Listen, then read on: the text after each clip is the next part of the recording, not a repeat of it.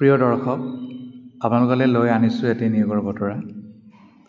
এই নিয়োগৰ বতৰাটি জড়িত হয় office of the principal, Bhawanipur, Hastinapur, Bijni, চমুকৈ BSB কলেজ, সৰুপেটাৰ পৰা। আৰু সৰুপেটা পোষ্ট অফিচ, ডিষ্ট্ৰিক্ট হৈছে বজালী, অসম। অফিচিয়েল ৱেবছাইট হৈছে www.bhbcolleg.ac.in। ইমেইল ID দুটা দিয়া আছে, প্ৰিন্সিপাল bhbcolege18@gmail.com বা principalbhb2018@gmail.com। ফোন নম্বৰো দিয়া আছে 9954934342। এতিয়া আহোঁ আমাৰ মূল বিষয়লৈ, ৱাক ইন ইণ্টাৰভিউ। 4 বছৰীয়া BA BEd secondary ITEP integrated teachers education প্ৰগ্ৰামৰ বাবে BSB কলেজ, সৰুপেটা, বজালী, অসমত বিভিন্ন বিষয়ৰ এছিষ্টেণ্ট প্ৰফেচৰৰ পদ খালী হৈছে। তাৰ বিষয়ে ইয়াত কথা কোৱা হৈছে। এছিষ্টেণ্ট প্ৰফেচৰ পদ খালী লিবাৰেল ডিচিপ্লিন আৰু পেডাগজিৰ অন্তৰ্গত। হিষ্ট্ৰী এছিষ্টেণ্ট প্ৰফেচৰ এটা পদ খালী, জিঅ'গ্ৰাফী এটা, পলিটিকেল ছায়েন্স এটা, ইকনমিক্স এটা, ইংলিছ নতুবা হিন্দী নতুবা যিকোনো চাগে মডাৰ্ণ ইণ্ডিয়ান লেংগুৱেজ এটা, কমিউনিকেটিভ স্কিল ইন ইংলিছ এটা, communicative skill in modern Indian language নতুবা ক্লাছিকেল লেংগুৱেজ এটা। এই সকলোবোৰ ছাবজেক্টৰ কাৰণে আপোনাৰ নিজৰ বিষয়ত পষ্ট গ্ৰেজুৱেট ডিগ্ৰী থাকিব লাগিব আৰু মিনিমাম 55% লাগিব। BEd ডিগ্ৰী মিনিমাম 55% লাগিব। নাই নেট, নাই স্লেট, নাই PhD, NCTয়ে যেনেকৈ ৰিকগনাইজ কৰিছে, যেনেকৈ প্ৰেছক্ৰাইব কৰিছে, তেনেকুৱাকৈ শিক্ষাগত অৰ্হতা লাগে। যদি আপোনাৰ MAd আছে, স্পেচিয়েলাইজেশ্যন আছে ছেকেণ্ডেৰী এডুকেশ্যনত, তেতিয়া আপোনাক ডিজাৰেবল বুলি ধৰা যাব। যদি আপোনাৰ PhD আছে এডুকেশ্যনত, তেতিয়াও কিন্তু আপোনাক ডিজাৰেবল বুলি ধৰা যাব, নেথাকিলেও এপ্লাই কৰিবলৈ পাৰিব। তাৰপিছত আহিল assistant professor in educational studies. Educational ষ্টাডিজৰ দুটা পদ খালী।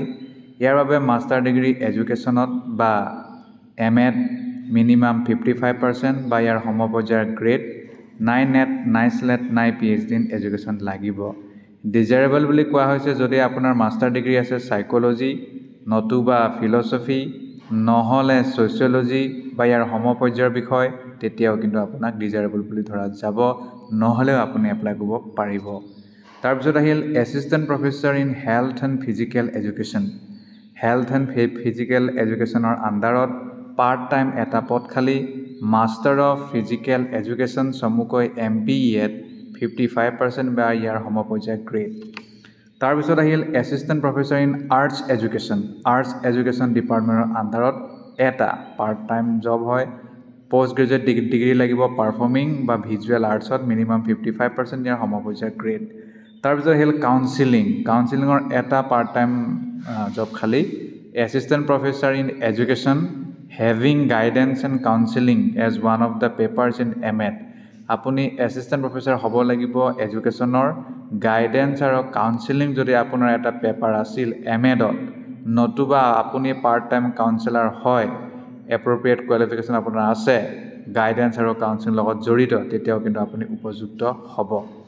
তাৰ বাহিৰে আহিল head of the department in the rank of professor or associate professor in education.